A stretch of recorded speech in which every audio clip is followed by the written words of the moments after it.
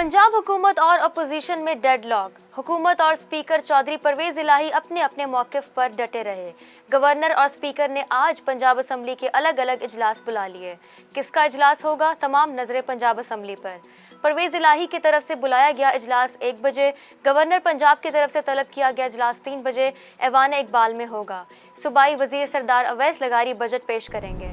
वजीर आजम और वजीर आला पंजाब के खिलाफ मनी लॉन्ड्रिंग केस की समाअत। शहबाज शरीफ और हमजा शहबाज पेश ना हुए। दोनों की 1 दिन के लिए हाजिरी माफ़ी की दरख्वास्त मंजूर। मुस्तकिल हाजिरी से इस्तिस्ना की दरख्वास्त पर वकला कुछ देर में दलाइल देंगे। वजीर आजम शहबाज शरीफ आज रशकई में खुसूसी इक्तसादी जोन का दौरा करेंगे। वजीर आजम को मंसूबों के हवाले से ब्रीफिंग दी जाएगी। शहबाज शरीफ तकरीब के शुरका से खिताब भी करेंगे। वजीर खारजा बिलावल भुट्टो जरदारी का अक़वाम मुत्तहिदा के सेक्रेटरी जनरल से टेलीफोनिक राब्ता।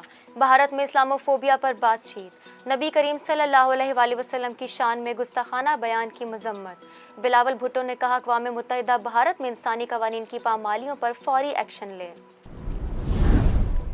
अमरीका में पाकिस्तानी सफ़ीर मसूद खान की अमरीकी सदर जो बाइडन से मुलाकात। जो बाइडन का पाक अमरीका ताल्लुकात आगे बढ़ाने की ख्वाहिश का इजहार। सरदार मसूद खान ने कहा कि पाकिस्तान सिक्योरिटी, तिजारत, सरमायाकारी और सकाफत समेत तमाम मैदानों में अमरीका के साथ मिलकर काम करने का ख्वाहां है। तर्जुमान पाक फौज मेजर जनरल बाबर इफ्तिखार ने कहा है कि इदारे का मौक़िफ़ है परवेज़ मुशर्रफ को वापस आ जाना चाहिए। इमरान हुकूमत की तब्दीली के लिए कोई साजिश नहीं हुई। तर्जुमान पाक फौज ने बयानिया मुस्तरद कर दिया।